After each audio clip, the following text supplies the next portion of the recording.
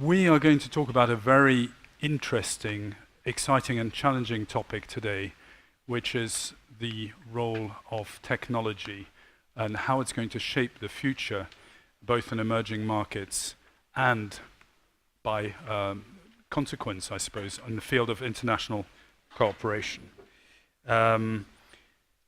We have to speak on this topic, on this potentially controversial topic, or at least I hope it's going to be controversial, and we're going to have contrasted reactions from you in the room. Someone who, by her own admission, is an outsider in terms of international cooperation. And Christina Reason, you are an entrepreneur, a mentor, and a lecturer. You spend a lot of time in New York, where you've just flown over from and got over jet lag. You have more than 10 years of experience in international business development and entrepreneurship. In 2015, you were nominated for the Digital Woman of the Year award by Meilleur du Web and included in the top 10 Swiss digital leaders by Handelszeitung and top 100 Swiss leaders by Bilanz. So quite an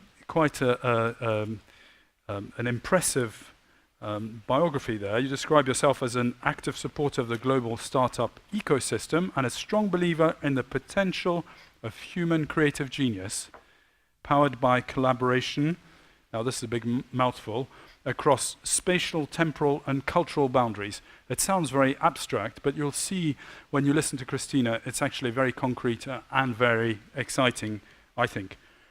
It's worth mentioning that before getting involved in the world of these exciting startups and technological hubs, you were actually general manager for Europe and the Middle East of Evernote.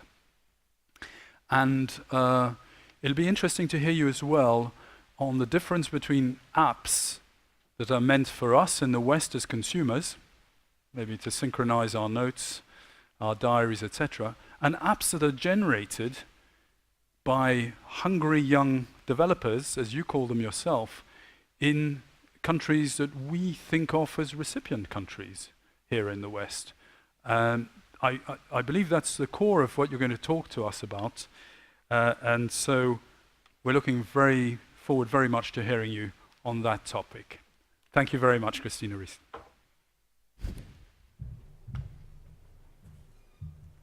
Thank you very much, Etienne, for the introduction. And thank you very much for being here.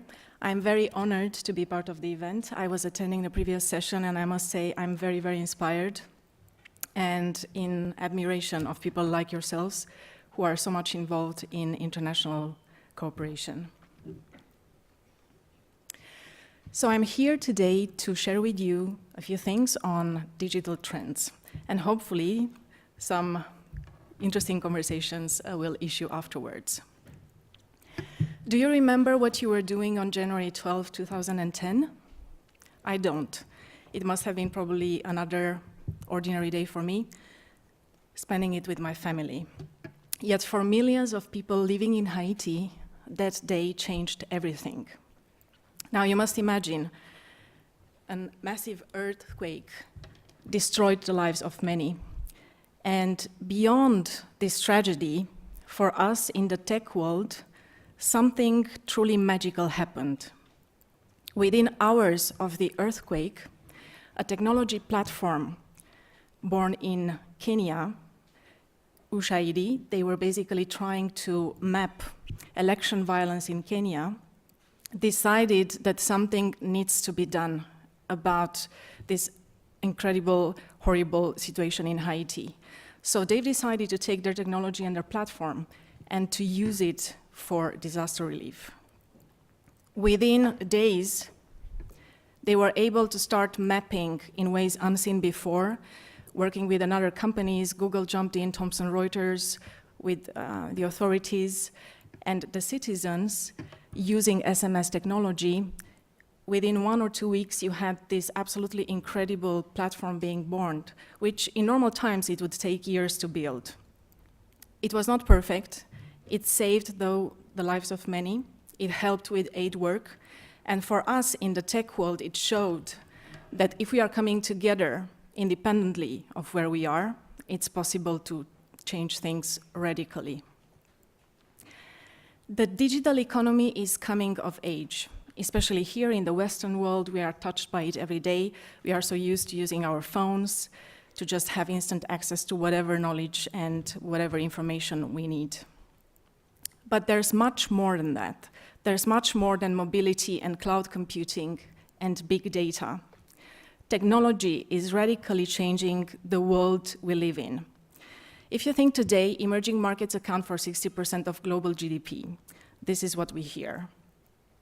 Yet, by 2030, 87% of the world population will live in emerging markets. This is something that we in the West completely underestimate. If you think about Switzerland, the median age is 40. If you look at the country like Ethiopia, it's 17. So you have millions of young people coming of age with access to new technology. And this is going to change our world in ways unseen before. And it's going to happen very, very fast. Because if you look at the numbers and the data, by 2020, 80% of smartphones will be in emerging markets. And what does it mean in practice? It means that emerging markets are leapfrogging, right? So they are completely skipping all the stages we have gone through with our technology. If you think about 20 or 10 years ago, they are instantly using phones and smartphones and are able to tackle challenges in ways unseen before. If we look only at the phone subscriptions in Africa, it's really interesting to see the flat line being the normal standard phone line compared to the boom of mobile phones. And innovation is going very, very fast, because if you think it took 100 years for the normal standard telephone to reach 1 billion people, look at the smartphone. It took only 8 years for 1 billion people around the world to be in possession of these new devices. So there are a lot of innovation opportunities. Now, Etienne was mentioning that I was working for Evernote. It's a Silicon Valley-based company for 5 years, and I was the general manager for Europe, Middle East, and Africa. After 3 years of working with them, we've decided to actually go to Africa and see what's going on. So, as you can imagine, my first time there, prior to the trip, I was a bit afraid, not knowing what to expect. So it was a mix of excitement on one hand, discovering new places, and then fear. And then also I think I was subject to everything that we hear around us in the West, where we look at Africa and we say, you know, like, it's poor people, they don't know, they don't have anything, like they don't know anything. And I was lucky enough to actually be taken on a tour across Africa and visited not only where big companies are usually going, which is South Africa, but go to Kenya and Nigeria. And that completely changed my life. It changed the way I was looking at Africa, and it made me realize how brainwashed we are and how unaware we are of all these amazing things happening not very far away from us. And arriving in Lagos, the first impression is, of course, this absolutely crazy city with, it's taking 3 hours to get from point A to point B, only to get to the core of what is now their Innovation Technology Center and discover something that I have never seen before. And I have worked with many different people here in Switzerland, in Europe, and in Silicon Valley, as you can imagine. But when I arrived in Lagos, I discovered this incredible new generation of young people who are so hungry for change and determined to basically figure out solutions for our world's biggest challenges. And it's really impressive because you can imagine they would maybe decide not to eat much just to save some money and get themselves a very cheap phone or a very cheap computer, and they would just teach themselves how to code. And then they will just start building applications that figure out how to bring more electricity or how to improve education or health. And this is really impressive.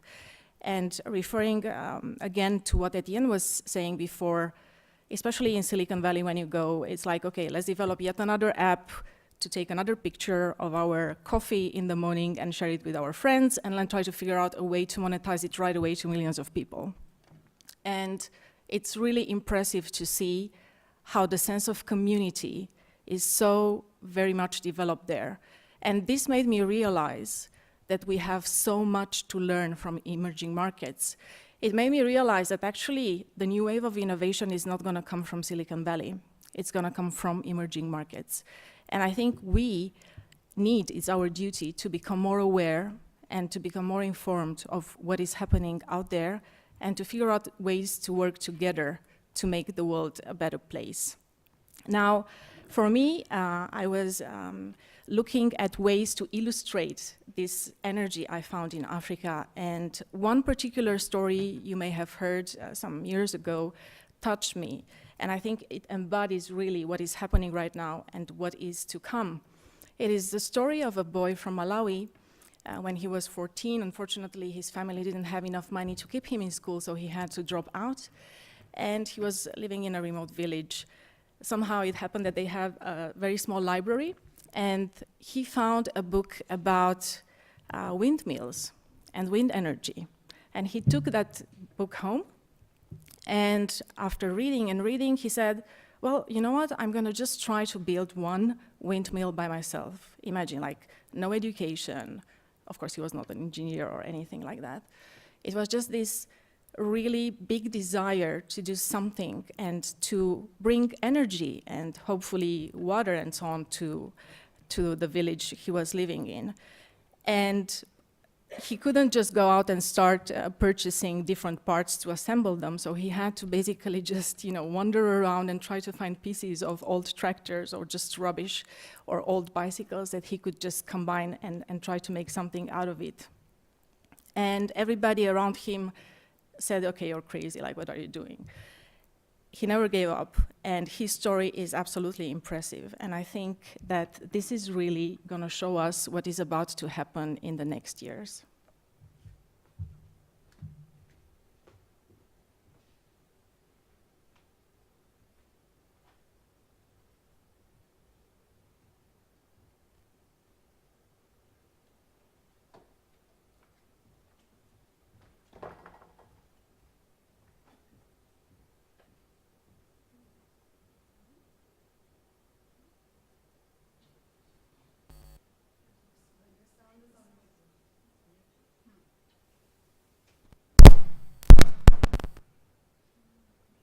Farming, yeah, we depend on tobacco.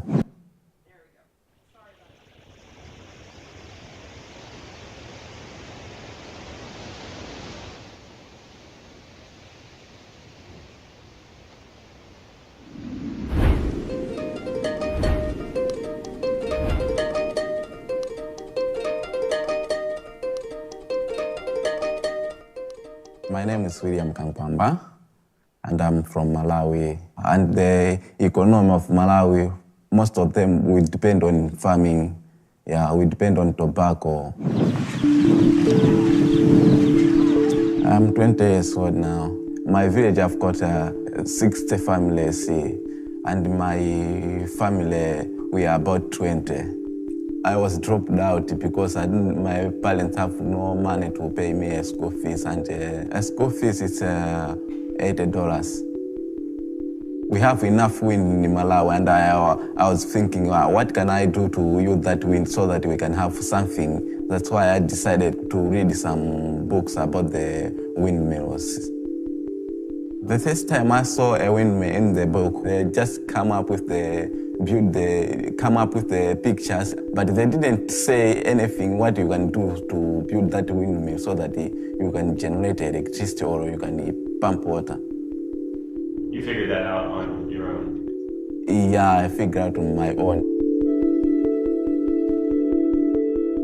If this windmill is in this book, if I can try, maybe I can make mine so that I can have electricity in home. The time I was decided to build a windmill, I was 14 years. It took me about two months to build the first windmill.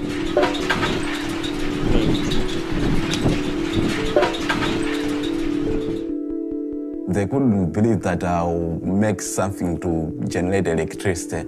What makes people to start realizing that this thing is useful when you power a radio? Was it music that was on the radio? It was a local Malawian reggae music.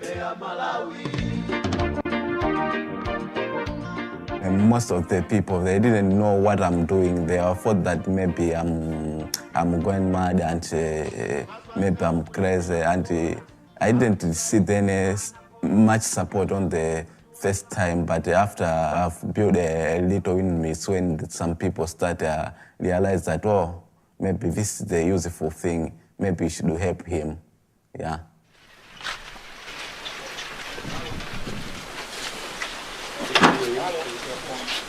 That's so cool. On. Off. I went to the library to return the books, and the librarian asked me, oh, you have built the windmill using the knowledge from this book? And I said, yes. Oh, okay. I'll come to your home so that I can see. And the guys came with some journalists and write an article about the windmill.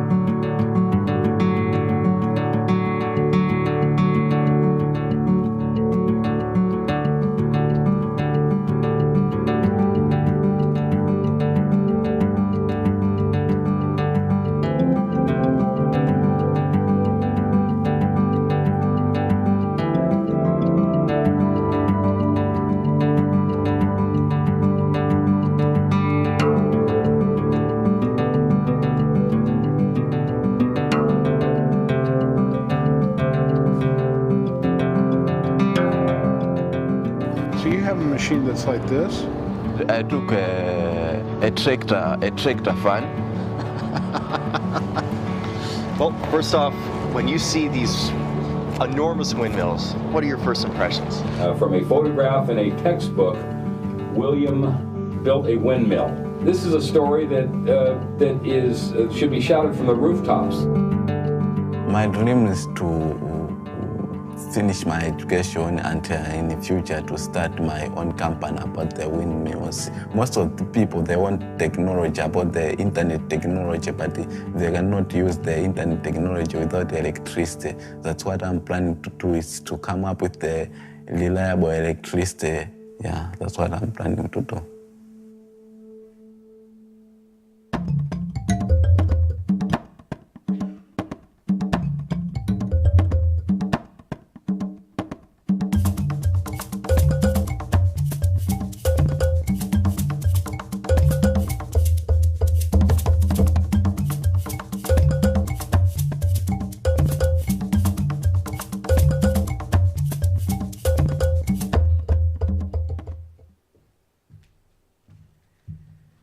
William's story is just moving beyond belief, and you see one person changing the destiny of a whole country where people, maybe 5%, had access to electricity before, and improving, agriculture and improving education, and especially giving people hope.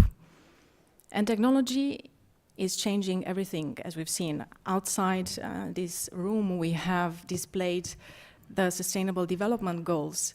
And what is happening right now with technology in emerging markets is addressing all those issues, be it energy, food, money, or health. In terms of energy, we've seen William's story. I've met with different startups, especially in Africa and Latin America. And everywhere you see new ideas being born and implemented every day. Mkopa Solar is an example from Kenya. They figured out a way to create an inexpensive solar package to offer to families, and the innovation there is more the fact that they are allowed to pay daily small installments, so suddenly it becomes affordable to everybody, and they get to keep the whole package after 1 year or two. This is another inspiring example, also from Kenya, Totus Power.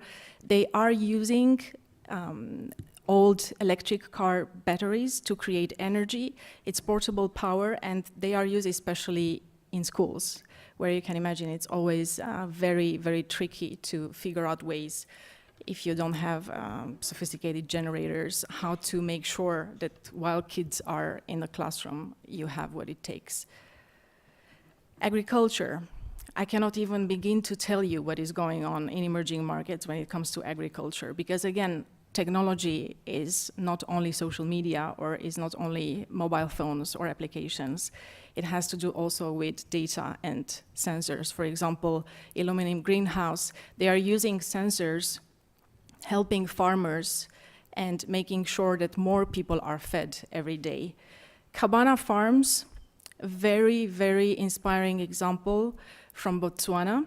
Inspiring because it is run by a woman. So when we are talking about diversity and empowerment issues, this becomes very important in a country where women do not really own land to start with. Plus, they are expected to stay at home, take care of the families, so they are not necessarily encouraged to commercialize farming activities. And she is changing everything. She's changing the society's perception, and she's empowering women in ways unseen before.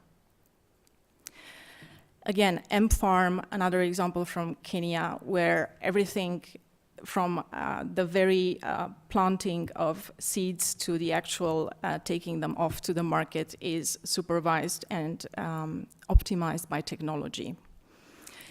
When we look at what is happening with money and the financial institutions we have been so used here in the West, speaking banks, it's really inspiring to look at the numbers and see that already in 2014, Africa was basically the hub of mobile money in the world, because there are millions of people unbanked.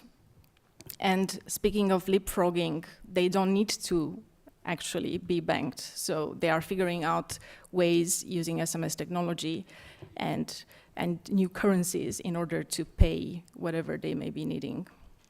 This is one of the biggest names in Kenya, Paga. Again, it is very easy for you, whether you want to pay with cash or it's just virtual currency, to figure out ways in which you can pay for things you need in your life. Or Kiwi, which is not only offering a new way of making these financial transactions, but also touching on medical services, making them more affordable. When we look at health, I think this was the most impressive example for me when I was doing the tour in Africa. It's Toto Health from Kenya. And they were figuring out that, okay, in remote villages, you have different problems, right? So first of all, we are not talking about smartphones yet there. Luckily, people have more and more phones, but they are feature phones. It's the phones we have been using here maybe 10 or 15 years ago. So you cannot develop apps to help people, to educate, for example, young mothers or young parents when it comes to how to better care for their kids. So they've done an incredible amount of technological innovation by figuring out a technology that can work with these feature phones and creating a program that will send SMS to parents. They started really just by testing it near Nairobi, and then it expanded countrywide. And they realized that, okay, if we can educate people using SMS, it's then again a question of the different languages being spoken and a question of most of the people not actually being able to read or write. So they have invested a lot of time and energy and dedication into making this technology accessible, also with voice and vocal messaging. And the way it works is every week the parent will receive a personalized message. The whole program, of course, has been designed by doctors about the newborn. So they will be able to better care for the kids, and they have ever since saved a lot of lives by doing so. Also in Latin America, M-Health is taking off already. A few years ago, there's been a lot of investments in this direction, and the numbers speaks for themselves.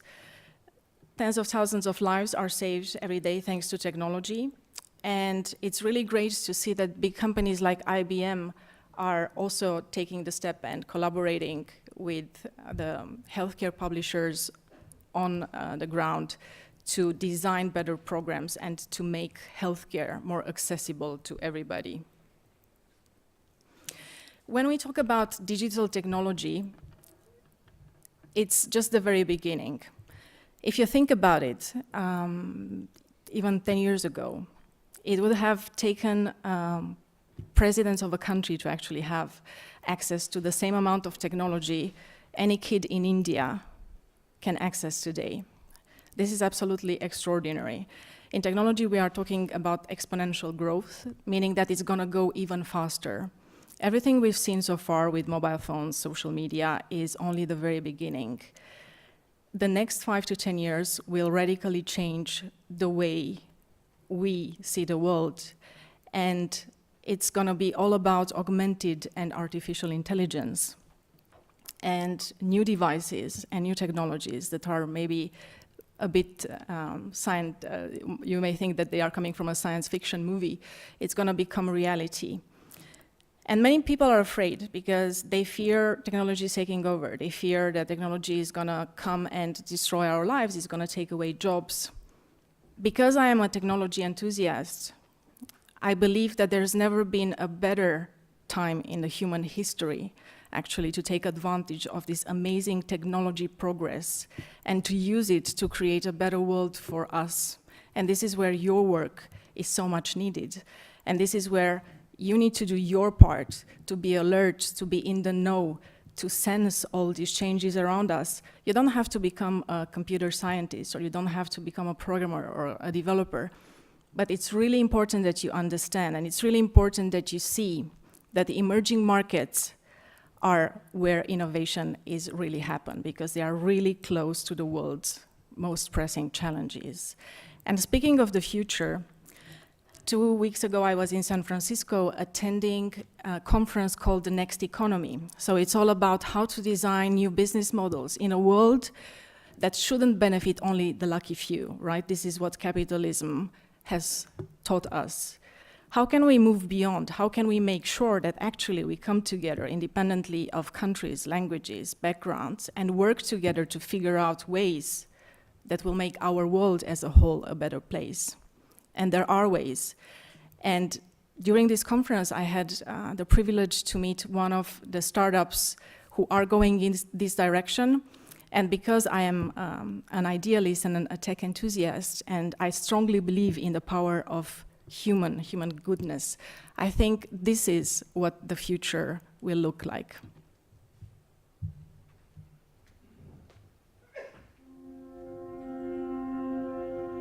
Rwanda is known as the land of 1,000 hills. It is a very difficult country in terms of topography, and many areas are hard to reach. Traversing that terrain to get to a rural village can take hours, even though it's a very short distance.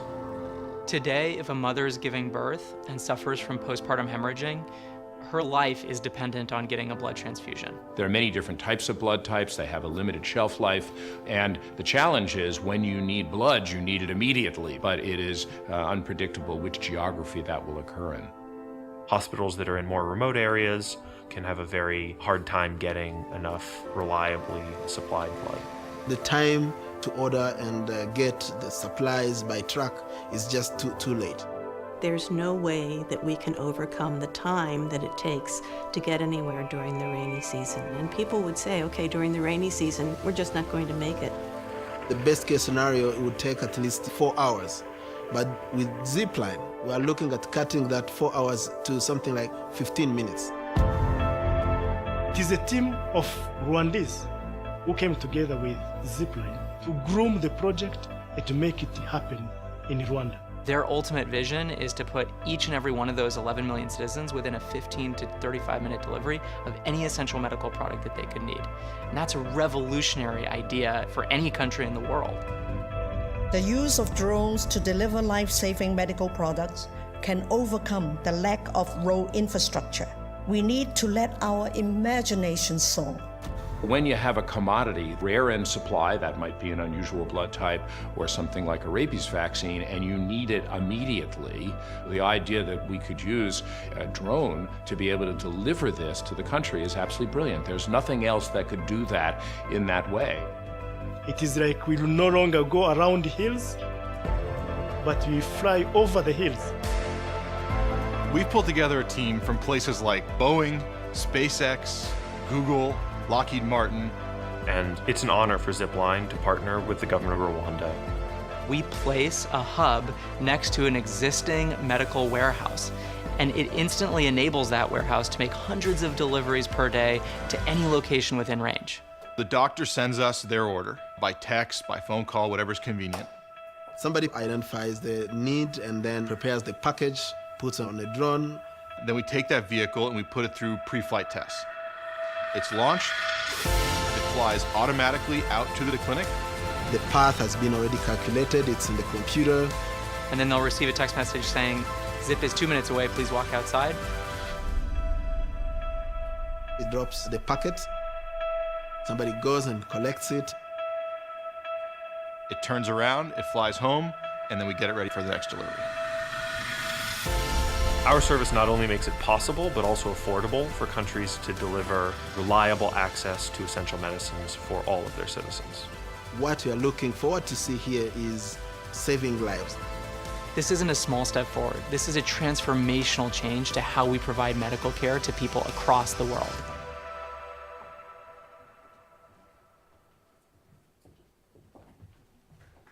So for me, this is the future.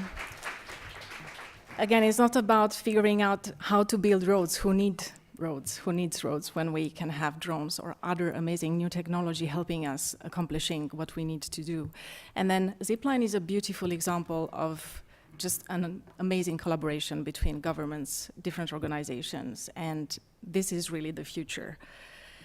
Now, I am not really an expert in international cooperation, but I do believe that new technologies have created unprecedented opportunities to end poverty, improve health and education, and to promote resilient democratic societies.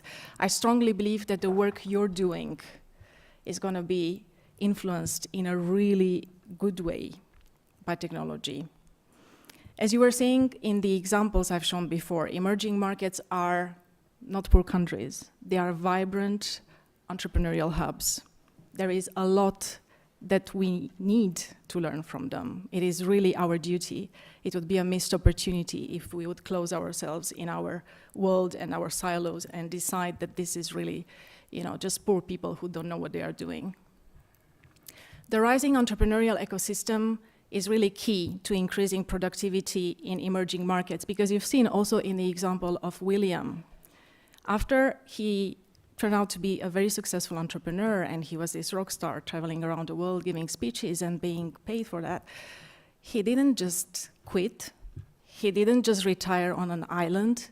His dream was to build even more windmills, to improve agriculture in his own country, and to expand even further. We need to support people like this, and especially when you're young and you're in these very difficult environments, any help. You've seen even his family didn't believe in him in the beginning. So your job, if you're on the ground, is to spot and figure out ways to support, to work with governments, with organizations, and to support this new generation who can make things happen. So for me, it is clear. There's never been a more exciting time to work in international cooperation, just by seeing what is happening with technology and just by looking at the challenges that were addressed also in today's panels, seeing that there's a need to connect the dots. I think it's very challenging on one hand, but on the other hand, we can achieve so much more than 10 years ago, and you have the possibility to make a huge impact. So your role is really about understanding these important transformations in the world around you and building bridges, figuring out ways how to help different actors in different environments come together and bring change. So this is really the message I wanted to share with you, and I look forward to the Q&A with Etienne. Thank you very much.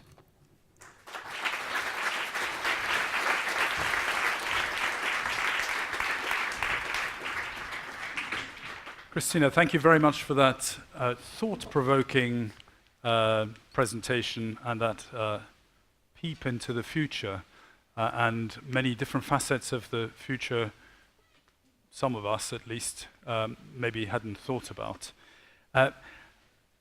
I'm sure you have questions for Christina. I just, one thing in what we've seen strikes me is the different levels of development we're talking about. If we take William's example, he was reinventing windmills in an existing technology in his village. On the other hand, people who came to this village to tell the story were taking pictures on their phones. There might not have been smartphones, I don't know, but there were certainly phones capable of taking pictures. We saw also Zipline with their drones. So my first question is about infrastructure, and it's a question really I'd like to open up to the entire room. Technology is clearly moving very fast in the areas you describe, but they coexist with these hubs, technological hubs in cities, rural areas where they don't have electricity and where they don't have roads. How, and there's leapfrogging going on, but can leapfrogging get over everything? Can leapfrogging make roads unnecessary?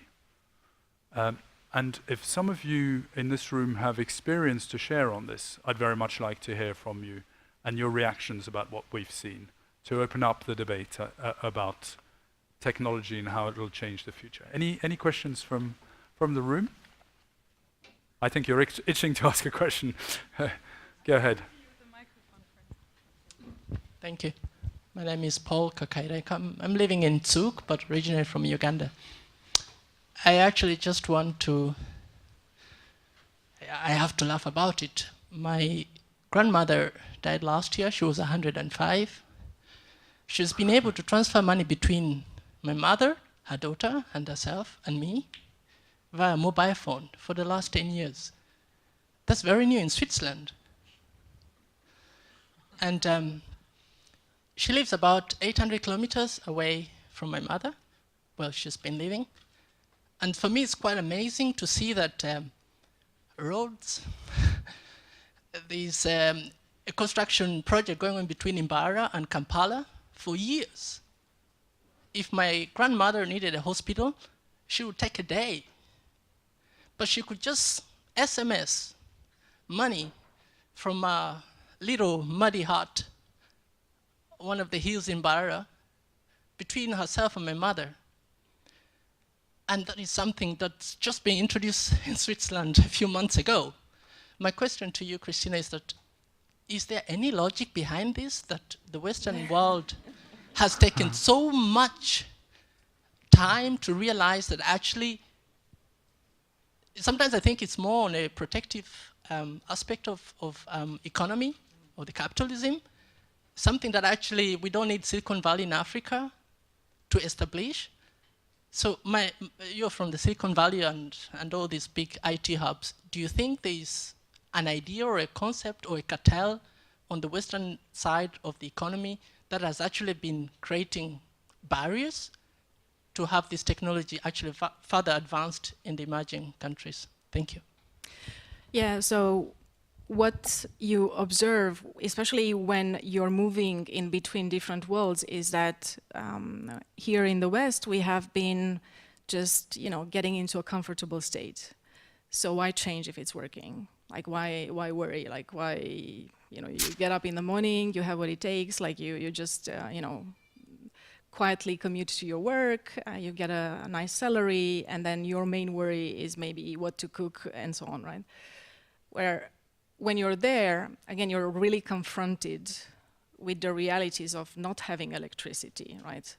And I think it has to do a lot with demographics again. I think as we here in the West are growing older, there's millions and millions of people just, coming between maybe 17, 19, when we are looking at Africa, for example, and they are incredibly smart and driven. And not ambitious in the wrong sense, not ambitious as you may be thinking.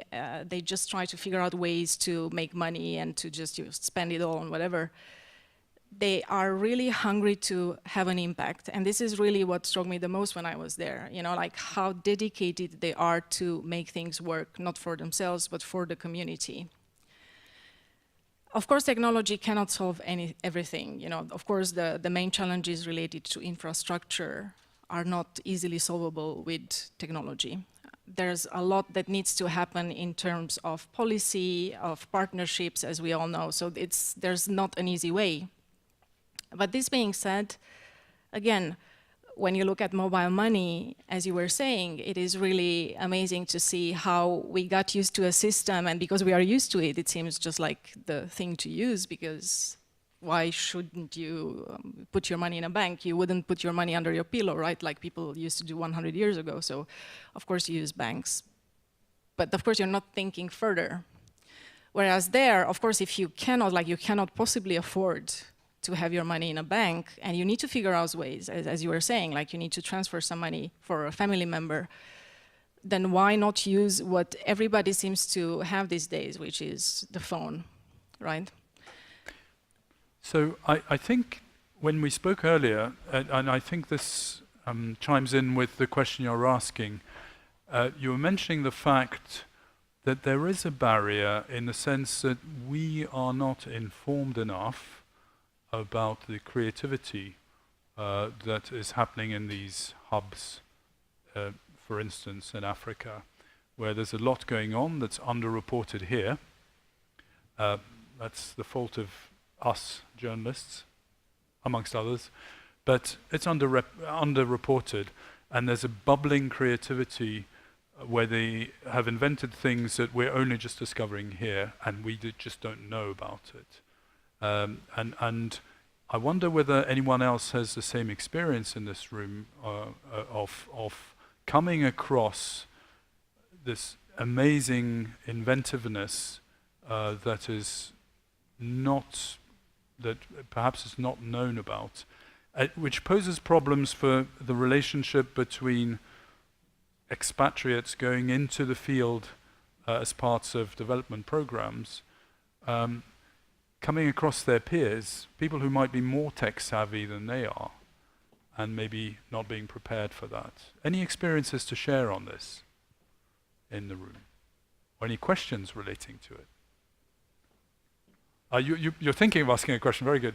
We'll have a mic come to you in just 1 second. Here's a mic coming just next to you.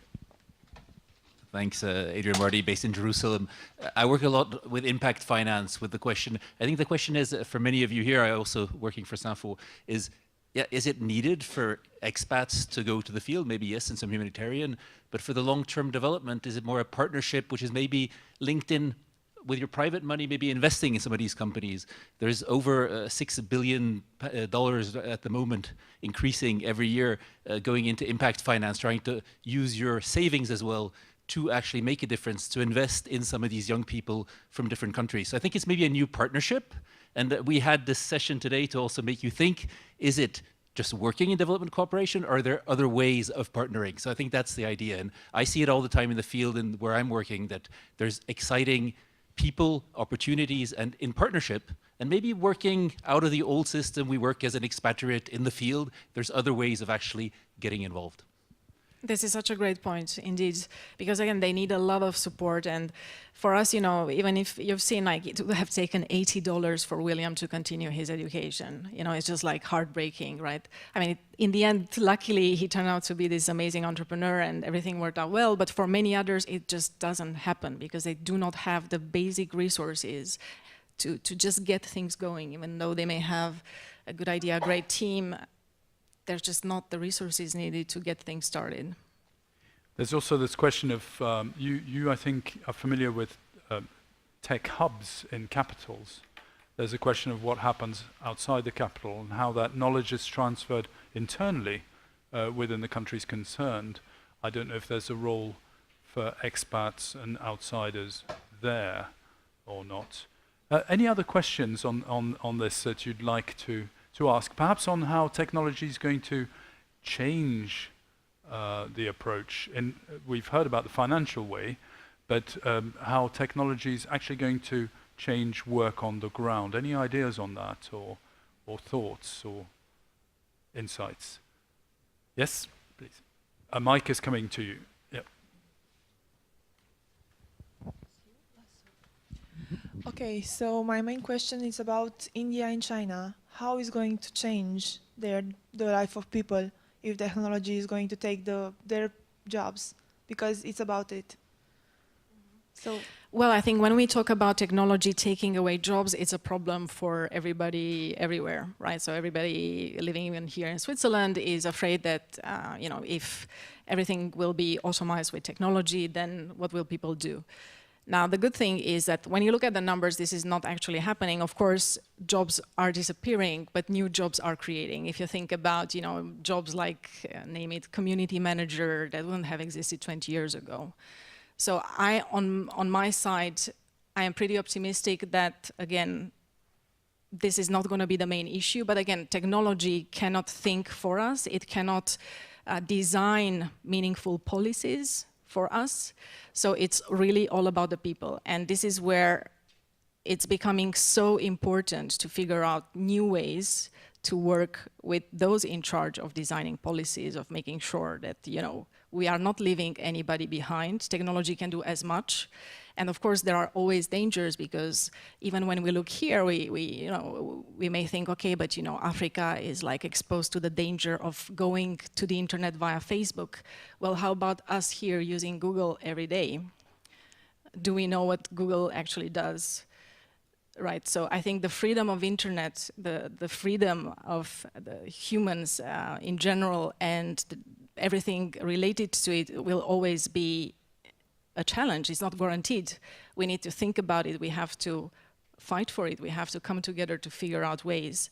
And this is where I believe that, again, if we are smart enough to collaborate with each other, and this is really all about interdisciplinarity. You know, so it's not about engineers designing these super crazy algorithms that will run your life.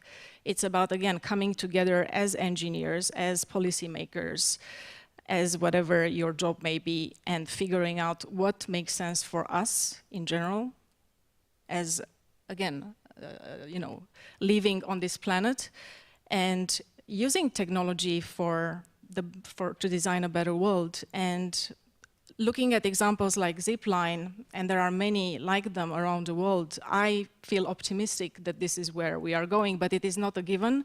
We need to be alert.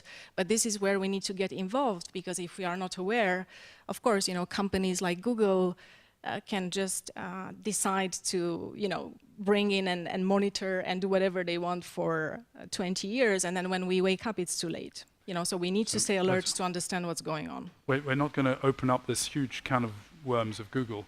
We have time for just one last very brief question from you, sir. It was really near, so... Okay.